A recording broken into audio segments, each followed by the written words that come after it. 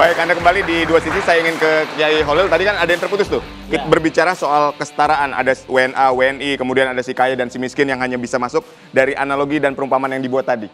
Kita kan ingin mengatur semuanya itu baik, tidak dipilah-pilah. Pokoknya masuk di Indonesia itu baik dan menjadi kebaikan ke yang lain. Ketika nanti dipilah, Pak, kalau yang bisa masuk adalah orang yang punya kekayaan tertentu. Maka orang mahasiswa begini enggak deposit misalnya tadi kata Mas. Deposit.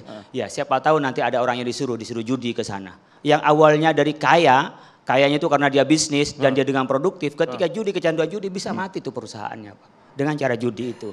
Di samping itu enggak ada keadilan bagi kita. Kenapa yang kaya kok dikasih untuk berjudi, yang miskin dikasih tidak? akses? Apakah bahayanya orang kaya itu beda dengan bahayanya orang miskin? Kita tidak memilah itu dalam hukum kita, Pak. Jadi kita ini berbicara soal Indonesia, ingin melindungi Indonesia dan ingin Indonesia berkarakter. Kalau ini bisa kita lakukan bersama, maka kita bicara alternatif lain. Gitu. Tidak harus judi itu saja. Gitu. Oke. Mas Aju? Ya, saya sepakat dengan Pak Kiai. Okay. Tapi begini. Udah selesai berarti kalau udah selesai. Belum. Ada tapi itu tentang kesetaraan iya. Oke. Tentang kesetaraan iya. Tapi begini, izin Pak Kiai, bahwa kalau dari saya sendiri ngelihatnya, yang tadi disebutkan oleh Pak Khalid juga, ini kan kesetaraan dalam hukum ya. Nah mungkin saya bertanya kalau misalnya seandainya bentuknya kawasan berikat gitu, itu bagaimana? Ya kan?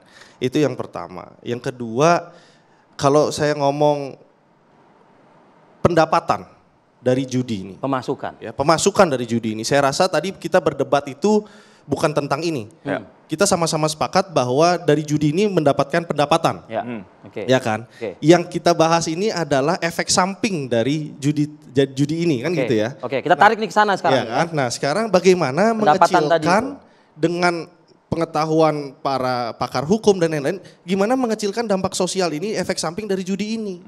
Kalau misalnya contoh, ya, ini saya nggak mengharuskan Bali itu harus ada judi, tapi ini kan salah satu alternatif untuk meningkatkan PAD, ya kan. Dengan PAD yang bertambah, kalau misalnya saya ngelihat data-data dari Singapura, Makau dan lain-lain, masyarakat Bali itu bisa satu, pendidikannya gratis, kesehatannya gratis, anak-anak mau sekolah, mau berkreasi, adat istiadat pun bisa disupport dari pemasukan judi ini. Mungkin wilayahnya nggak sebesar itu gitu. Seperti di ITDC itu cuma 100-200 hektar kok. Dan masyarakat Bali bahkan kebanyakan juga belum pernah tuh ke ITDC, tapi merasakan manfaat PAD yang didapatkan dari kawasan tersebut. Nah ini kan manfaat-manfaat baik juga perlu kita pertimbangkan gitu. Sambil mengecilkan dampak sosial yang tadi dimaksud oleh Pak Khalid. Termasuk bocor-bocor tadi. Nah, termasuk bocor-bocor juga dari tadi Pak. Mengecilkan dampak sosial. Dampak Pak Kiai. Nah, kemudian itu tadi uang-uang ini bisa digunakan untuk sesuatu yang pendidikan manfaat, gratis, dari judi tadi. Kesehatan gratis. Kalau kami kesemakmuran masyarakat gitu. Ya, kalau kami kembali pada ajaran kami itu tidak mengingkari ada manafi'ul linnas. Wa ismuhuma akhbaru min naf'ihima. Enggak mengingkari ada manfaatnya. Judi, kemudian minuman keras, itu ada manfaatnya, tapi bahayanya lebih besar.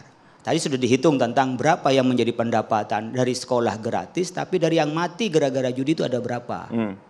Itu ada historinya. Saya mungkin Mas Khalid bisa membuka lagi lah, karena tadi masih berdalil dengan di tempat lain yang kita tidak tahu betul tempat lain itu, apakah memang data. Gitu? Iya. Kemakmuran sama dengan tadi. Tapi apakah jalan-jalan itu dibiayai dari judi? Apakah PAD yang lain tidak? Nah itu dia masih beroperasi kan sampai saat ini kan begitu Pak. Jadi beroperasi iya. Tetapi apakah itu yang menunjang terhadap kemakmuran negara atau malah ini hanyalah fasilitasi? Mungkin tidaklah yang utama kali. Nah tadi udah ada studinya ternyata itu tidak menambah kemakmuran negara. Coba Mas Khalid bisa disampaikan. Gimana Mas Khalid? Jadi begini. Mas Khalid nanti. Negara-negara yang dijadikan contoh bagaimana ekonomi itu dibangun dengan judi, seperti Makau misal, Malaysia dan sebagainya. Makau.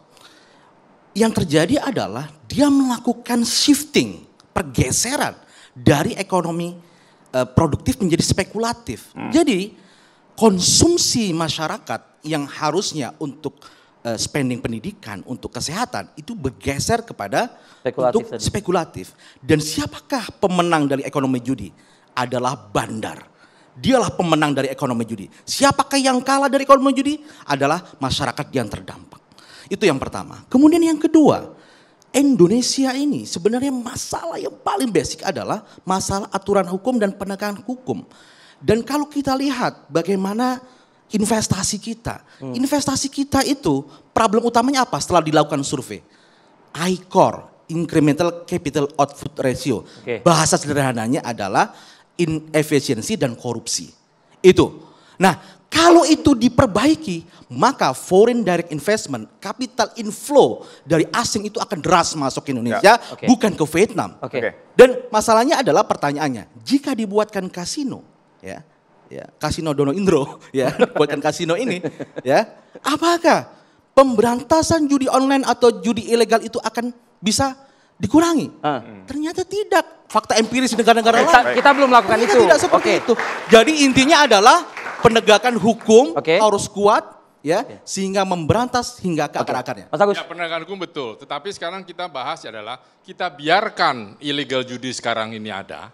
Di daerah juga masing-masing ada, di Bali ada. Yang notabene perputarannya tuh triliunan. Triliunan dan tidak ada manfaat buat masyarakat lain. Atau dilegalkan, disentralkan dengan beberapa persyaratan. Tentu penegakan hukum. Itu saja, mau diapakan, terserah.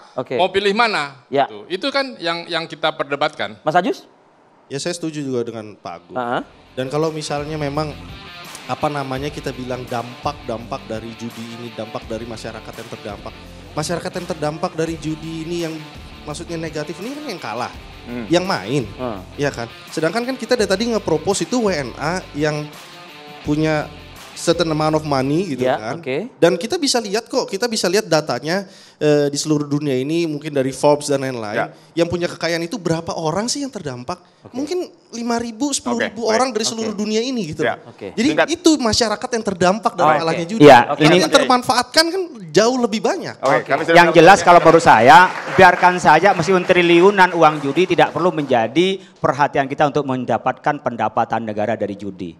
Yang harus kita lakukan adalah judi diberantas judolnya, lokalisasinya juga harus ditolak oleh kita. Mari cari potensi bangsa yang lebih baik. Meskipun ada sekian persen bisa mendapatkan. Iya, kita tutup itu. Maka penegakan hukum jangan sampai nanti untuk yang kaya itu boleh, yang nggak kaya tidak boleh. Diskriminasi itu namanya. Gini, di Indonesia.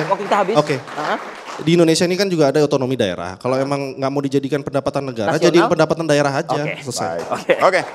Itu suara dari narasumber kita yang berasal dari daerah pemilihan. Kita ingin Mas Agus juga, Mas Ajus, Pak Kiai. Kita ke depan, betul.